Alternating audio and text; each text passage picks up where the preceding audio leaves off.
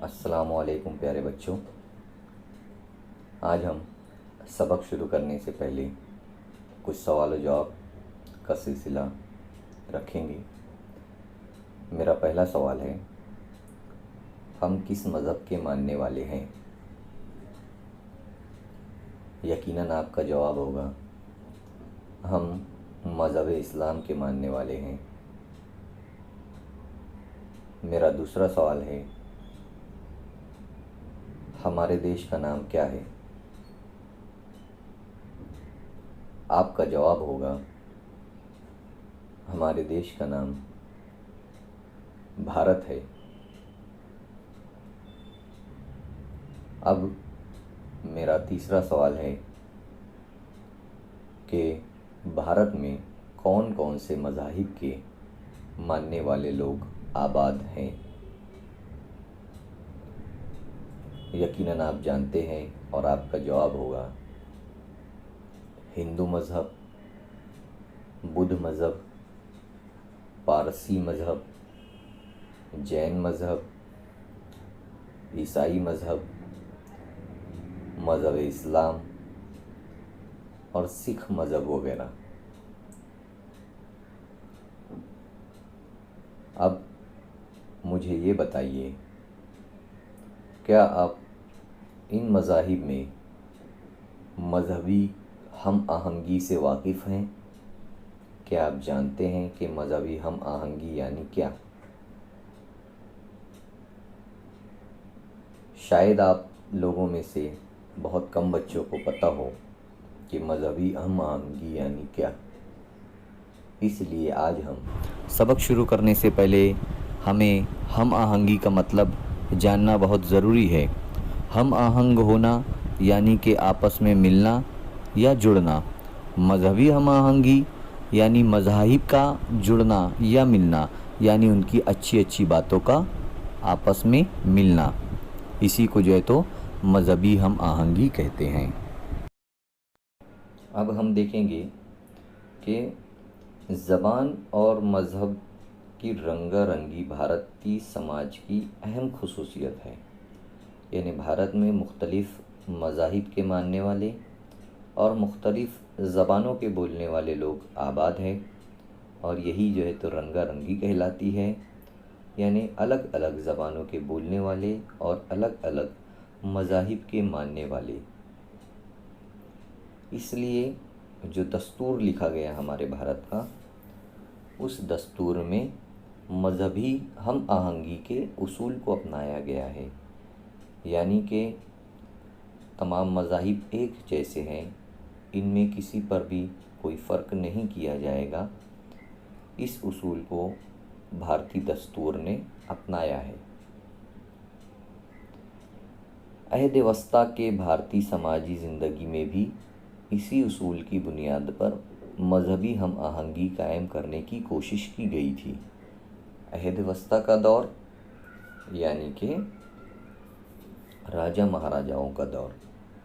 उस वक्त जो राजा महाराजा लोग थे, उन लोगों ने भी मज़हबी हम आहंगी के उसूल को अपनाया था।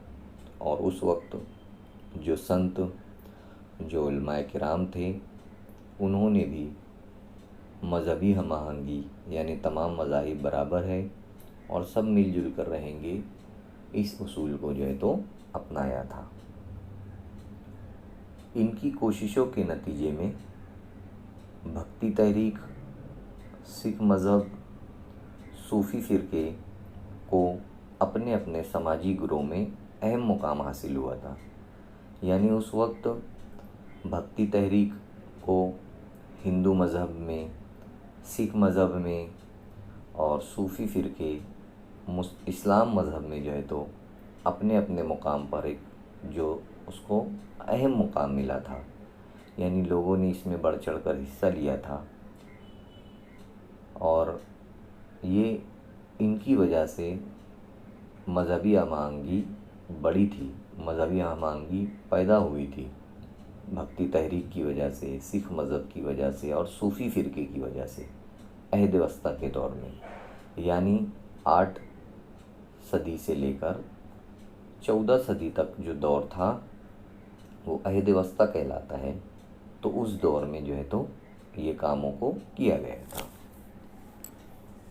भारत के मुख्तलिफ़ इलाक़ों में मुख्तलिफ़ नज़रियात को फ़रोग़ हासिल हुआ है। मुख्तलिफ़ नज़रियात, अलग अलग नज़रिया, हर एक का अपना अपना एक नज़रिया होता है। कोई भक्ति तहरीक को मानने लगा, कोई सूफ़ी फ़िरक़े को जो है तो मानने लगा, किसी ने सिख मज़हब को इख्तियार किया। तो अलग अलग नज़रियात जो है तो सब लोगों के होने लगे। जैसा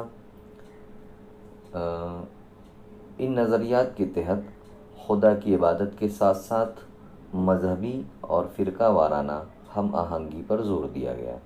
तमाम लोगों ने इस बात पर ज़ोर दिया कि हम खुदा की इबादत करेंगे और साथ ही साथ दूसरे मज़ाहिब का एहतराम करेंगे, उनके साथ भी जो है तो मिलजुल कर रहेंगे। ये जो है तो उस वक्त ऐसा फ़ाइनल किया गया। और भारत में लोगों के मजहबी ज़िंदगी में मुफ़ाक़ात अमल, जिसे कहा गया है कर्म कांड, और ब्रह्म ज्ञान यानी खुदा की मार्फत, यानी कि खुदा से अकीदत, खुदा के करीब जाना, खुदा की असल बातों को मालूम करना, उसे मानना। अहद वस्ता में इन दोनों की जगह भक्ति यानी अकीदत को अहमियत हासिल हो गई। अकीदत को जो है तो ज़्यादा ज़ोर दिया गया।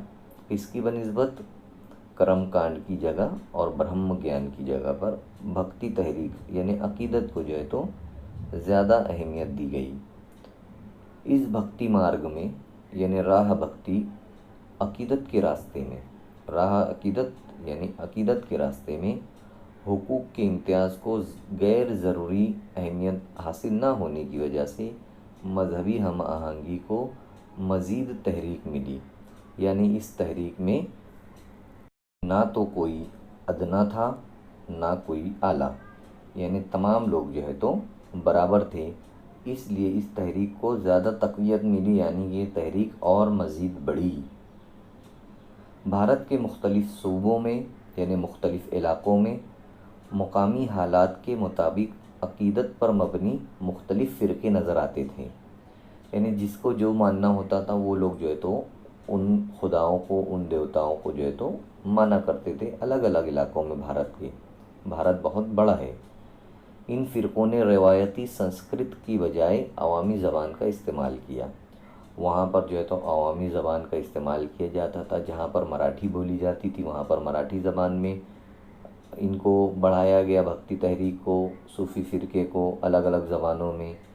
इसी तरह जहाँ उर्दू ज़बान का रिवाज था वहाँ उर्दू बोली जाने लगी। जहाँ पर फ़ारसी ज़बान बोली जाती थी वहाँ पर फ़ारसी ज़बान में लोगों को तालीम दी गई मज़हब की। यानी अलग अलग मज़हब की तालीम अलग अलग ज़बानों में मुकाम के लिहाज से, जिस मुकाम पर जो ज़बान बोली जाती थी उस ज़बान में वहाँ पर तालीम दी गई।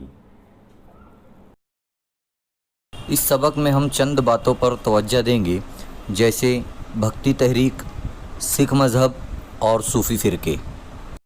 भक्ति तहरीक की शुरुआत हिंदुस्तान के जुनूबी हिस्से से हुई है।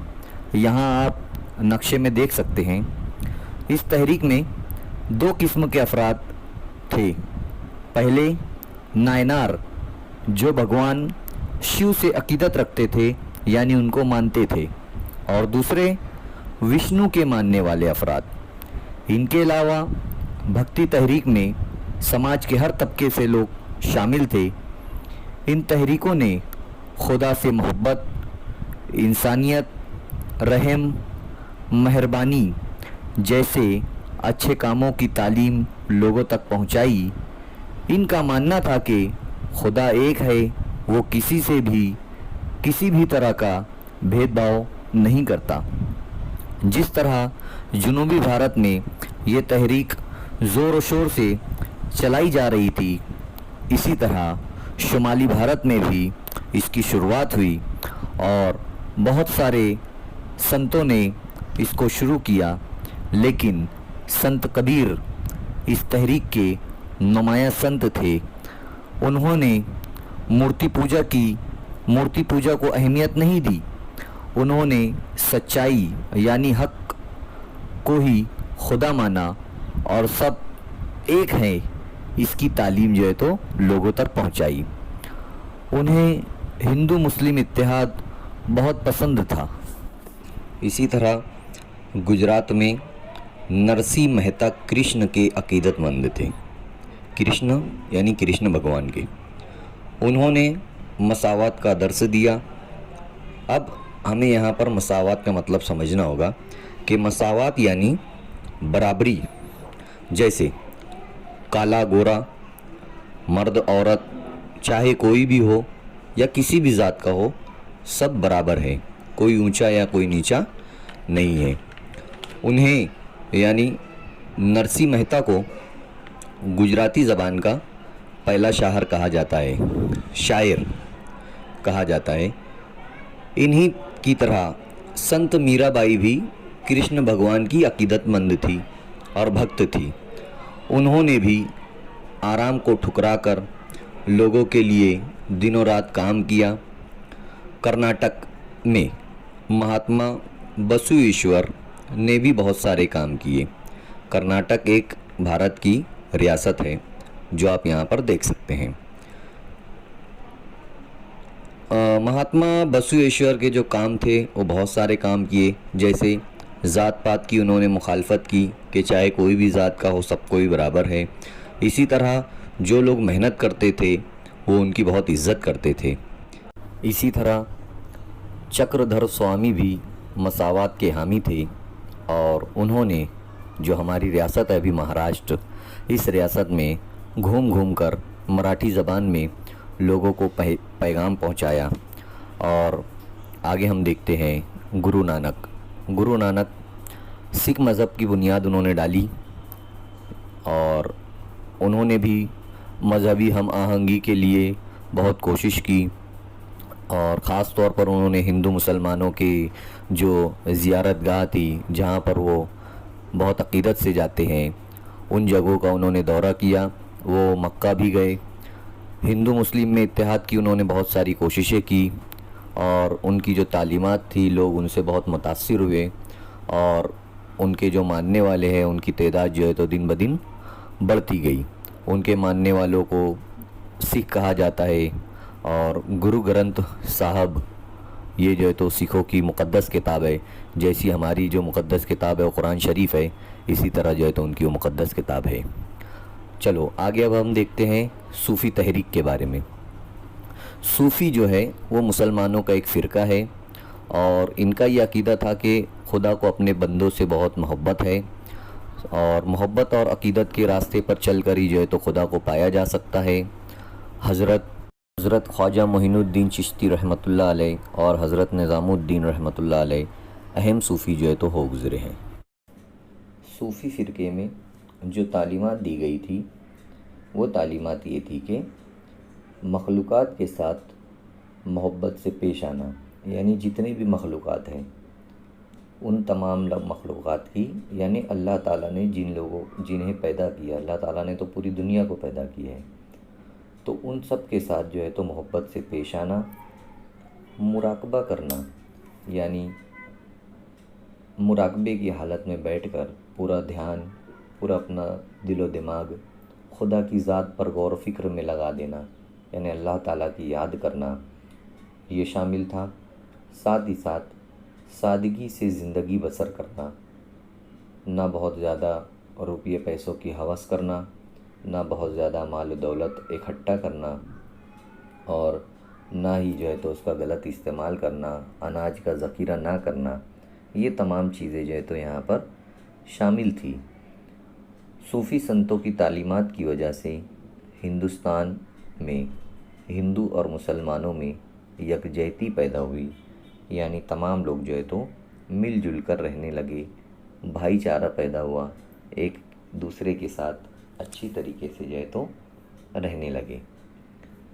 भारतीय मौसीकी में सूफ़ी मौसीकी की रवायत ने भी नहायत अहम किरदार अदा किया, यानी भारत में जो मौसीकी पहले से बजाई जाती थी, जो मौसीकी का रिवाज था, उसमें सूफ़ी मौसीकी में दफ़ का इस्तेमाल किया जाता था और उसे हल्के अंदाज में जो है तो बजाया जाता था। आप लोग अगर यूट्यूब पर सर्च करेंगे तो आप लोगों को वो सूफ़ी मौसीकी के बारे में जो है तो मालूमात मिलेगी, जो उस वक्त राइज थी, यानी उस वक्त लोग उसके गाते थे, उसका इस्तेमाल किया करते थे। आज भी कई इलाकों में, कई जगहों पर कुछ लोग इसका इस्तेमाल करते हैं, यानी उस तरीके की जो है तो म्यूज़िक का या मौसीकी का इस्तेमाल जो है तो होता है। आम लोगों के लिए संतों के बताए हुए रास्ते पर चलना बहुत आसान था। जो आम लोग थे, ना वो पंडित थे ना उलमाए किराम थे, जो आम पब्लिक होती है जिसके जो, तो उन लोगों के लिए ऐसे रास्तों पर चलना बहुत आसान था। और तमाम मर्द औरत को भक्ति तहरीकों में शमूलियत की इजाज़त थी, यानी यहाँ पर कोई भेदभाव नहीं था, बल्कि तमाम लोग जो है तो इसमें शिरकत कर सकते थे, चाहे वो मर्द हो या औरत, तमाम लोग जो है तो इसमें शिरकत कर सकते थे। और अपने तालीमात आम करने के लिए उस वक्त संतों ने अवामी ज़बान का इस्तेमाल किया, यानी कि जो ज़बान वहाँ पर बोली जाती थी उन ज़बानों का इस्तेमाल किया। अवामी ज़बान बोलने की वजह से वहाँ के जो आम लोग थे उन्हें अपनाइयत का जज्बा महसूस हुआ, यानी उनके अंदर जो है तो अपनाइयत महसूस हुई। उन्हें लगा कि हाँ, ये लोग भी जो है तो अपने लोग हैं और ये हमें सही रास्ता जो है तो दिखा रहे हैं। तो भारतीय जो सकाफ़त है उसकी तश्कील में भक्ति तहरीक का बड़ा हिस्सा रहा है, यानी आज जो हम भारत देख रहे हैं इसमें भक्ति तहरीक जो है तो बहुत अहम रही है। और उसकी वजह से, सूफ़ी फ़िरक़े की वजह से, इन तमाम लोगों की वजह से, संतों की वजह से, उलमाए किराम की वजह से आज जो भारत में हम आहंगी नज़र आ रही है, ये इन लोगों की वजह से ही जो है तो हमें दिखती है।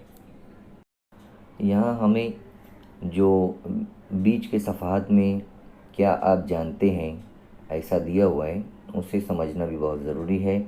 यहाँ पर दिया हुआ है, महानुभाव फ़िरक़े के पैरोकारों की कुछ अहम तख्लीक़ात हस्ब ज़ैल हैं, जैसा चक्रधर स्वामी की करामात पर मबनी महाई भट्ट की किताब लीला चरित्र, पहली मराठी शायरा महदमबा की किताब धौड़े, कैशोबास की लिखी हुई सौतरपाठ और दुर्शटानथ पाठ, दामोदर पंडित की वो छाहरन, भास्कर भट्ट बोरेकर की शिशुपालवध, नरेंद्र की रुक्मणी स्वयंवर, यानी महानुभाव फ़िरक़े के पैरोकारों ने इतनी तमाम किताबें जो है तो लिखी हैं। इन किताबों में भी जो है तो भक्ति तहरीक और अच्छे कामों की नसीहतें जो है तो की गई है। ये किताबें जो है तो, इन किताबों में जो है तो यही बातें जो है तो बताई गई है।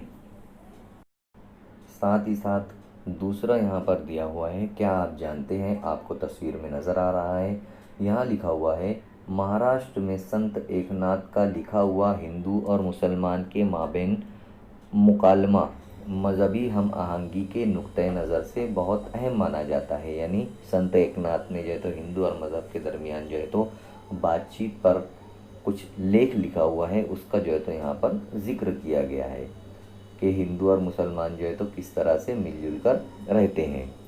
उसी के साथ साथ संत शेख मोहम्मद का मशहूर कौल, यानी अच्छी बात में क्या लिखा हुआ है वहाँ पर, वहाँ लिखा हुआ है, शेख मोहम्मद ओविंद त्याचे हृदय गोविंद, यानी यहाँ पर हिंदू और मुसलमान के मिलाप की जो है तो बात की जा रही है, एक दूसरे का जो है तो एहतराम किया जा रहा है। ऐसे कौल से हिंदू और मुसलमानों में मज़हबी हम आहंगी पैदा हुई है। इस तरह से हमने इस सबक के तमाम नुकात को कंप्लीट कर लिया है।